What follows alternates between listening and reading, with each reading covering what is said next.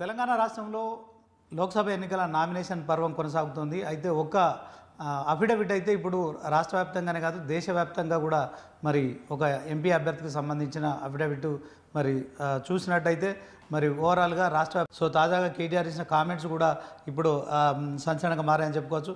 చెప్పండి రంజిత్ రెడ్డి గారు, చేవెళ్లలో రంజిత్ రెడ్డి గతంలో సిట్టింగ్ బీఆర్ఎస్ ఎంపీగా ఉన్నారు. మరి తాజాగా ఇప్పుడు కాంగ్రెస్ పార్టీ నుంచి పోటీ చేస్తున్నారు. కారణం ఏమిటి? నేనెవరో తెలియనప్పుడు 2018లో ఎంపీ అభ్యర్థిత్వాన్ని ఖరారు చేసినప్పుడు కేసీఆర్ గారు నేను ప్రజల మధ్య ముందుకెళ్ళినప్పుడు నన్ను ఆశీర్వదించారు. నేను పార్లమెంట్లో ప్రమాణ స్వీకారం చేసినప్పుడు అక్కడ ఉన్న 542 మందిమి 140 కోట్ల జనాభాలో మేము అన్నది వచ్చింది. సో అక్కడ అందరితోటి కలిసి మాట్లాడుతుండే మొట్టమొదటిసారిగా చాలామంది మేము అన్నిసార్లు ప్రయత్నాలు చేసినాం, ఇన్ని సంవత్సరాలు వెయిట్ చేసినాం అది. కానీ నేను ఒక 15 రోజుల ముందే కేసీఆర్ గారు టికెట్ ఇవ్వడం నా రాజకీయ గురువు అందుకే అంటారు. సో తను ఇచ్చిన తర్వాత నేను వెళ్ళిందే ప్రజల్లో నన్ను ఆశీర్వదించి గెలిపించిన తర్వాత ఎంతో సంతోషపడ్డాను. అసలు నేను ఎవరో తెలియనప్పుడు ఆ రోజు అనుకున్నా డెఫినెట్గా వీళ్ళ కోసం ఏది చేసినా తక్కువే అని చెప్పి. సో ఈరోజు వాళ్ళ సంక్షేమం గురించి వాళ్ళకు పని చేయాలని చెప్పి తపనతోటి ఇన్ని 5 సంవత్సరాలు చేసినా ఇంకెంతో చేయాల్సిన అవసరం ఉంది కాబట్టి వాళ్ళు నా అభిమానులే కావచ్చు, ముఖ్య నాయకులు వచ్చి అన్న 5 ఏళ్ళు బాగా కష్టపడ్డావు, నువ్వు పార్టీ మారు, గెలవాలి నువ్వు నీలాంటి వాళ్ళు అన్నారు. సో వాళ్ళు ఇష్టానుసారంగానే పార్టీ మారడం జరిగింది. ఓకే సార్, 5 ఏళ్ళు బీఆర్ఎస్ ఎంపీగా మీరు చేవెళ్లలో పలు అభివృద్ధి కార్యక్రమాలు చేశారు. సో ప్రజలంతా మరి బీఆర్ఎస్ పార్టీ వెంట ఉన్నారా, మరి పార్టీ మారి కాంగ్రెస్ పార్టీ నుంచి ఎంపీగా పోటీ చేస్తున్న రంజిత్ వెంట ఉన్నారా? ఏం చెప్తారు? ప్రజలకు ఎప్పుడైనా అభివృద్ధి ఒక డెవలప్మెంట్ ప్రాసెస్, కంటిన్యూస్ ప్రాసెస్. వాళ్ళకి కావాల్సింది ఇంకా ఒకసారి ఫుల్ స్టాప్ అంటూ పెట్టలేరు కదా, సంక్షేమానికి ఫుల్ స్టాప్ పెట్టలేరు కదా. పేదరికం ఉంది ఈ దేశంలో ఉంది. సో పేదరికం ఉన్నన్నాళ్ళు సంక్షేమం కావాలి. అభివృద్ధి ఎన్ని రోడ్లు వేసినా ఇంకా తక్కువే, ఎన్ని ఫ్లైఓవర్లు వేసినా ఇంకా తక్కువే. కాబట్టి అవి కూడా కంటిన్యూస్ కావాలి.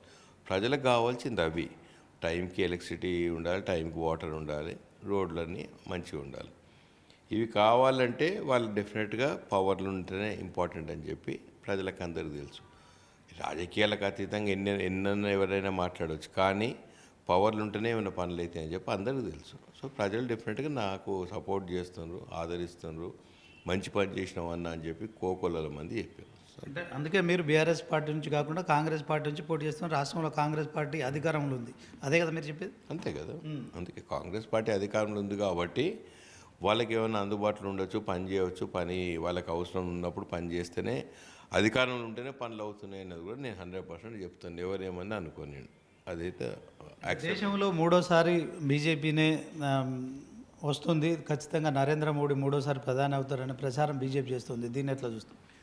ఇంకోనమ్మా, బీజేపీ పార్టీ చేసేది ఏం లేదు, చెప్పేది ఎక్కువ. సోషల్ మీడియాలో చేసేది బిజినెస్, రాజకీయం అంతా సోషల్ మీడియాలో చేస్తారు.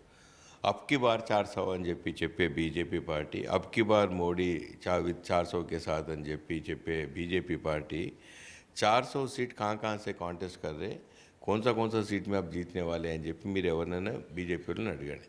400 సీట్లు పట్టుమని చెప్పలేరు. ఎందుకంటే బీజేపీ 0 సీట్లు గెలిచే రాష్ట్రాలు చాలా ఉన్నాయి.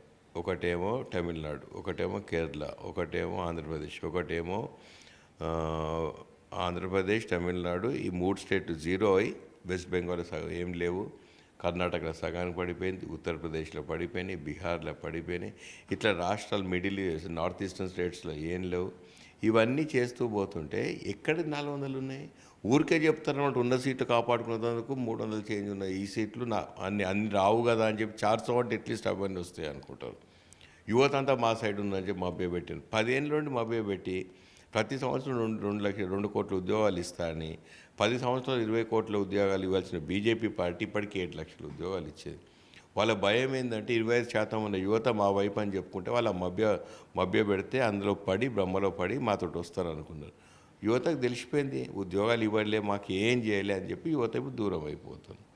అంతే. 15 లక్షలు వేస్తున్నారు ప్రతి అకౌంట్. ప్రజలు చాలామంది నమ్మిన డిమానిటైజేషన్ అప్పుడు